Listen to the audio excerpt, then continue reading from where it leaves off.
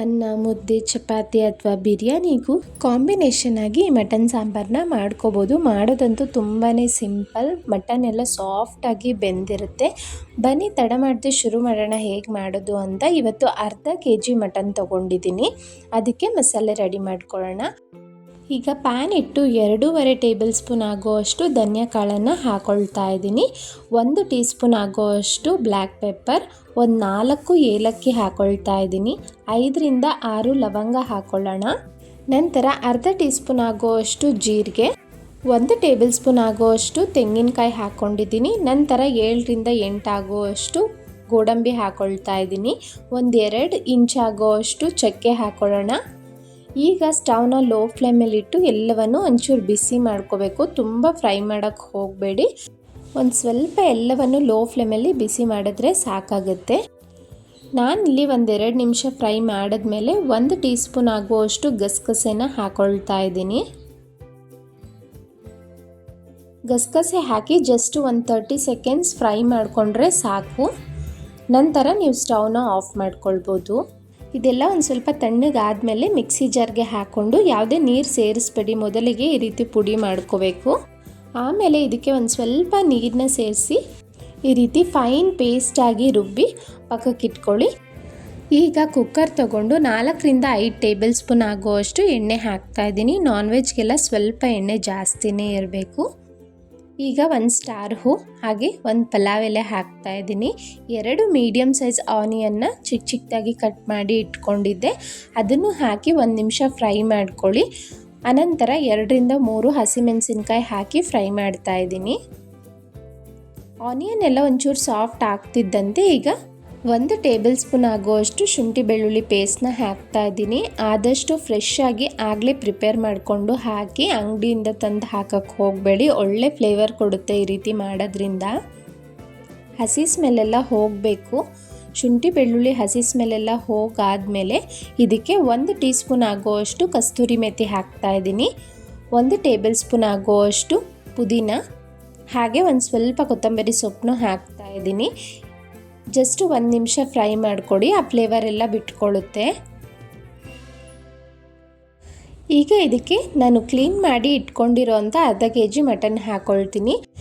Mutton ತೊಳಿಬೇಕಾದ್ರೆ ಯಾವಾಗಲೂ ಒಂದು ಸ್ವಲ್ಪ ಉಪ್ಪು ಅರಿಶಿನ ಹಾಕಿ ತೊಳೆಯೋದ್ರಿಂದ ಆ ಮಟನ್ ಸ್ಮೆಲ್ ಅನ್ನೋದು ಬರೋದಿಲ್ಲ. ಮಟನ್ನ ಹೈ ಫ್ಲೇಮ್ ಇಟ್ಟು 1-2 ನಿಮಿಷ ಚೆನ್ನಾಗಿ ತಿರುಗಿಸ್ಕೊಡಿ. ಆ ರೀತಿ ಫ್ರೈ ಮಾಡ್ಕೊಂಡ್ಮೇಲೆ ಇಲ್ಲಿ ಮಟನ್ಗೆ ಎಷ್ಟು ಬೇಕೋ ಅಷ್ಟು ಉಪ್ಪು ಹಾಗೆ 1/4 ಟೀ ಸ್ಪೂನ್ ಆಗುವಷ್ಟು ಅರಿಶಿನ ಹಾಕ್ತಾ ಇದ್ದೀನಿ. ಈಗ ಒಂದು 5 ನಿಮಿಷ ಆಯಿಲಲ್ಲಿ ಚೆನ್ನಾಗಿ ಫ್ರೈ ಮಾಡ್ಕೋಬೇಕು ಹೈ ಫ್ಲೇಮಲ್ಲೇ. ಲಿಡ್ನ ಕ್ಲೋಸ್ ಮಾಡಿ ಆಗಾಗ ತಿರುಗಿಸ್ಕೊಡ್ತಾ ಫ್ರೈ ಮಾಡ್ಕೊಳ್ಳಿ. ಮಟನಲ್ಲಿರೋ ಅಂಥ ಆಯಿಲೆಲ್ಲ ಸಪ್ರೇಟ್ ಆಗಬೇಕು ನಮಗೆ. ನೋಡಿ, ಸುಮಾರು 5 ನಿಮಿಷ ಆದಮೇಲೆ ಮಟನಲ್ಲಿರೋ ಅಂಥ ಆಯಿಲೆಲ್ಲ ಸಪ್ರೇಟ್ ಆಗಿದೆ. ಈಗ ಇದಕ್ಕೆ ಬೇಕಾಗಿರೋ ಅಂಥ ಮಸಾಲೆನ ಹಾಕ್ಕೊಳ್ಳೋಣ. ನೋಡಿ, ಖಾರಕ್ಕೆ ತಕ್ಕಂತೆ 2 ಟೇಬಲ್ ಸ್ಪೂನ್ ಆಗುವಷ್ಟು ಖಾರದ ಪುಡಿ ಹಾಕ್ತಾ ಇದ್ದೀನಿ. ಒಂಚೂರು ಸ್ಪೈಸಿಯಾಗಿ ಬೇಕು ಅಂದರೆ ಇನ್ನೊಂದು 1/4 ಟೀ ಸ್ಪೂನ್ ಎಕ್ಸ್ಟ್ರಾ ಹಾಕ್ಕೊಳ್ಳಿ.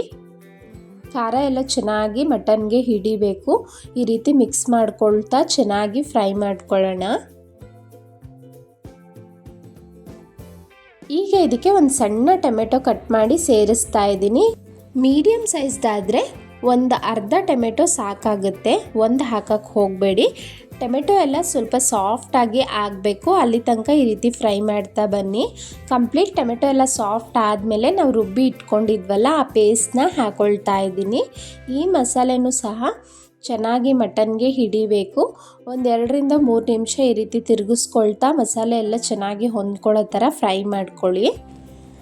ಈಗ ಇದಕ್ಕೆ ಸಾಂಬಾರ್ ಕನ್ಸಿಸ್ಟೆನ್ಸಿ ನೋಡಿಕೊಂಡು ಎಷ್ಟು ಬೇಕೋ ಅಷ್ಟು ನೀರನ್ನು ಹಾಕ್ಕೊಳ್ಳಿ. ನಾನು ಈ ಗ್ಲಾಸಲ್ಲಿ 2 ಗ್ಲಾಸ್ ಆಗುವಷ್ಟು ನೀರು ಹಾಕ್ಕೊಂಡಿದ್ದೀನಿ. ಸಾಂಬಾರು ಸ್ವಲ್ಪ ಗಟ್ಟಿನೇ ಇರಲಿ ಅಂತ 2 ಗ್ಲಾಸ್ ಹಾಕಿದ್ದೀನಿ. ನಿಮಗೆ ಯಾವ ರೀತಿ ಬೇಕೋ ಆ ರೀತಿ ನೋಡಿಕೊಂಡು ನೀರನ್ನ ಅಡ್ಜಸ್ಟ್ ಮಾಡ್ಕೊಳ್ಳಿ.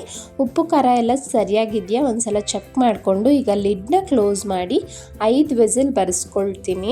ಸ್ವಲ್ಪ ಎಳೆ ಮಟನ್ ಆದರೆ 5 ವಿಸಿಲ್ ಸಾಕಾಗುತ್ತೆ. ಒಂದು ಸ್ವಲ್ಪ ಬಲ್ತಿರೋದಾದರೆ ನೀವು ನೋಡಿಕೊಂಡು ಮಟನ್ ಬೆಂದಿದೆಯಾ ಅಂತ ಒಂದು 8ರಿಂದ 10 ವಿಸಿಲ್ ಬರಬೇಕಾಗುತ್ತೆ.